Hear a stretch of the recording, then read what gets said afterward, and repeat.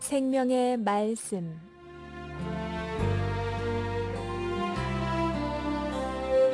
생명의 말씀 매주 수요일 이 시간에는 늘푸른 교회 이장우 목사님께서 말씀 증거하십니다. 은혜의 시간 보내십시오.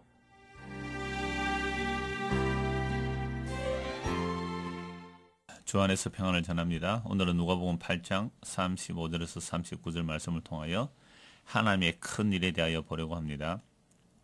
사람들이 그 이루어진 일을 보러 나와서 예수께 이르러 귀신 나간 사람이 옷을 입고 정신이 온전하여 예수에 밟지 않는 것을 보고 두려워하거늘 귀신 들렸던 자가 어떻게 구원받았는지를 본 자들이 그들에게 이르매 그라사인의 땅 근방 모든 백성이 크게 두려워하여 예수께 떠나가시기를 구하더라. 예수께서 배에 올라 돌아가실새 귀신 나간 사람이 함께 있기를 구하였으나 예수께서 그를 보내시며 이르시되 집으로 돌아가 하나님이 내게 어떻게 큰일을 행하셨는지를 말하라 하시니 그가 가서 예수께서 자기의 어떻게 큰일을 행하셨는지를 온 성내에 전파하니라. 지난주에 이어서 하나님의 큰일이 무엇인지 보고 있습니다. 그라사 지역의 사람들이 귀신 들린 자를 쇠사슬로 묶어서 격리시켰습니다. 오늘 현대사에도 다수의 사람들이 불편하다는 이유로 수많은 격리시설이 등장하였습니다. 이 문열시의 아가라는 소설이 있습니다. 솔로몬의 아가는 아무 상관이 없는 내용인데 희미한 옛사랑의 그림자라는 부제가 있습니다. 그 중에 일부를 인용하여 보겠습니다. 이제는 부르는 쪽도 불리는 쪽도 끄리하는 환유들이 있다. 안전뱅이, 절름발이, 곤배파리, 기머거리, 벙어리, 청명관이, 용천뱅이, 곱사등이, 은청이, 외파리, 땅따리, 난쟁이, 키다리같이 신체적인 흠결이나 질병의 후유증으로 그 사람 전체를 이름하는 말들이 그러하고 미치광이, 떼쟁이, 비릉뱅이, 바람둥이, 들렁뱅이, 허풍선이, 억보떼쟁이, 악바리, 맹추, 숙맥이, 오입쟁이 같이 정신적인 장애 혹은 불균형을 들어 비유의 대상을 가름하는 말들이 그러하다. 방금 인용한 이런 사람들을 요즘 만나보기가 쉽지 않습니다. 옛날에는 이런 사람들이 말에 함께 어울려 살았습니다.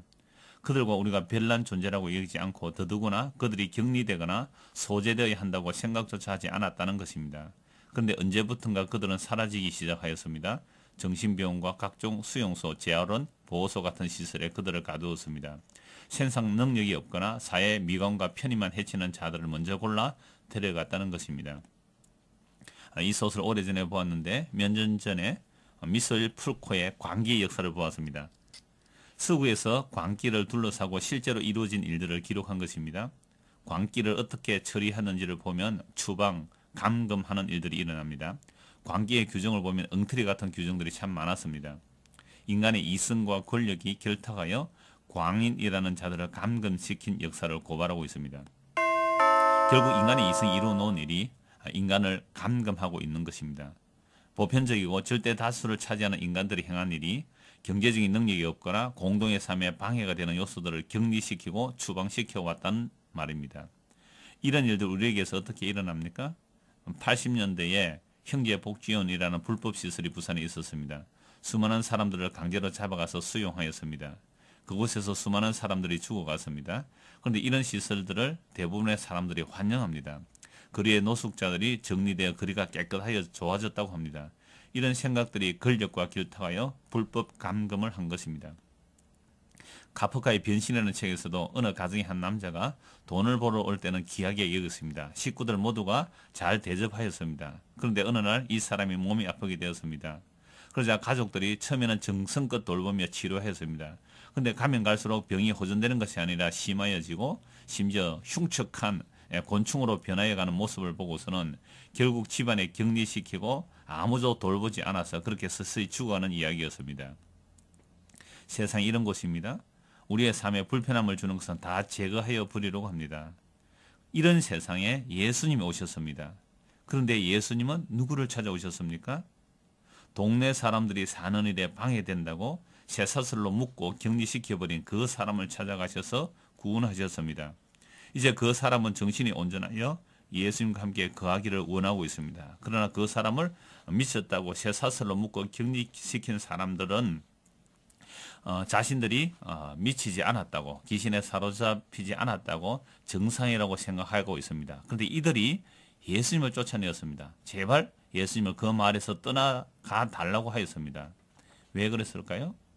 두렵다는 것입니다. 무엇에 대한 두려움입니까? 돼지떼가 물에 빠져 죽었으니 경제적인 손실이 두려웠을 것입니다. 그러나 그보다 더 두려움은 빛이 어둠에 비쳤기 때문에 두려운 것입니다. 진리가 임하니 두려운 것입니다. 자신은 귀신 들린 자와 달리 평소에 정상적이라고 여겼습니다. 그래서 율법을 지키며 어렵다고 여긴 그들 앞에 참된 빛이 나타나니 그들이 어두움이란 사실이 드러나기에 두려운 것입니다. 우리나라식으로 말하면 나라에 충성하고 부모에게 효도하고 가정생활 반듯하게 하는 사람은 정상적인 사람으로 압니다. 그런데 그런 사람들이 마귀의 종노릇 하고 있다는 사실을 알려준다면 과연 무엇이라고 말할까요? 그렇게 말하는 사람을 귀신 들렸다고 할 것입니다. 에베소서 2장 1절에서 3절을 봅니다. 너희의 허물과 죄로 죽었던 너희를 살리셨도다. 그때 너희가 그 가운데서 행하여 이 세상 풍속을 쫓고 공중의 근세 잡은 자를 따라서니 곧 지금 불순종의 아들들 가운데서 역사하는 영이라. 전에는 우리도 다 그 가운데서 우리 육체의 욕심을 따라 지내며 육체와 마음에 원하는 것을 하여 다른 이들과 같이 본질상 진노의 자녀이었더니 허물과 죄로 죽은 상태, 본질상 진노의 자녀, 즉 악한 영의 지배를 받는 자들이 어떤 모습입니까? 우리가 말하는 미치광이가 아닙니다. 앞에서 여러 가지 예를 든 장애인이나 사회적인 소수자들이 아닙니다. 아주 정상적으로 이 세상 풍속을 쫓아 사는 사람들입니다. 자기 육체와 마음이 원하는 것을 하는 사람입니다. 우리가 여기에 다 해당되지 않습니까? 세상 풍속을 쫓아 살면서도 자기 마음에 원하는 대로 살면서도 본질상 진노의 자녀인지도 모르고 정상이라고 여기며 사는 이들이 참으로 귀신 들린 자들의 모습입니다. 그러나 이것이 끝은 아닙니다. 이런 자들에게 기쁨의 소식이 왔습니다.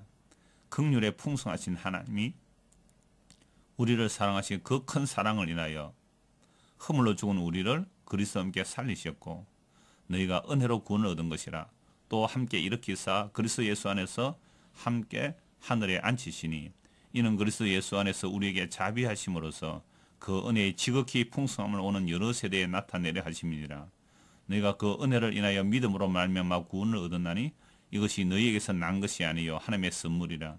행위에서 난 것이 아니니 이는 누구든지 자랑치 못하게 함이니라. 우리는 그의 만드신 바라 그리스도 예수 안에서 선한 일 위하여 지으심을 받은 자니 이 일은 하나님이 전에 예비하사 우리로 그 가운데서 행하게 하려 하심이니라. 하나님의 큰 일이 예수 그리스도 안에서 일어났습니다. 허물과 죄로 죽은 우리를 건져내신 분이 계십니다. 예수 그리스도 안에서 함께 죽이시고 함께 살리셔서 그리스도와 함께 하늘에 앉혀주셨습니다. 우리의 시민권이 하늘에 있습니다. 이렇게 하신 것은 예수 그리스도 안에 있는 하나님의 자비와 그 은혜의 지극히 풍성함을 오는 여러 세대에 나타내기 위함이라고 합니다. 이것이 우리의 행위가 아니라 선물이기에 우리 자신을 자랑할 수가 없습니다. 하나님의 크신 일을 자랑하는 것입니다. 그 하나님의 크신 일이 바로 예수님의 일입니다. 귀신 들린 자가 증거한 내용이 예수님께서 자기에게 행하신 일을 증거한 것입니다. 전에는 마귀가 시키는 대로 끌려갔던 사람입니다. 그런 자를 예수님이 구원하여 주신 것입니다. 오늘 저와 여러분들도 세상의 풍속을 쫓아 달려가던 사람들이었습니다. 그 조리에 합류하지 않으면 안 된다고 여기며 그들보다 더 열심히 달려갔습니다. 심지어 하나님과 예수님의 이름을 불러가면서 그 길로 달려가지 않았습니까? 그러면 우리가 달려가는 그 길에서 돌이켜 예수님이 약속하신 땅의 것이 아닌 하늘의 것, 그래서 그 소망으로 약속된 그 세계를 믿는다면 귀신 들린 그릇의 광인이 고침받은 것보다 더 놀라운 기적이 일어난 것입니다. 이런 일이 일어난 것은 바로 하나님의 큰 일, 곧 예수님의 일이 우리에게 일어난 것입니다. 그럼 우리가 말씀을 통하여 주의 성령의 능력을 따라 예수님을 알고 믿는 것, 이보다 더 큰 일은 없습니다. 이 은혜가 저와 여러분들에게 임하기를 소원합니다.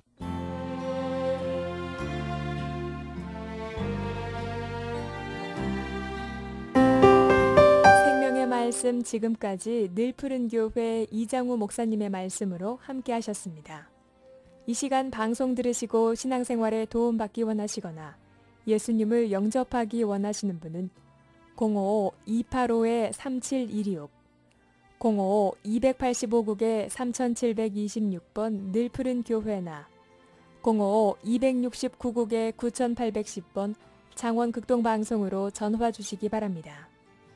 오늘 들으신 말씀은 창원극동방송 인터넷 홈페이지를 통해서 다시 들으실 수 있습니다. 생명의 말씀 수요일 순서를 마칩니다.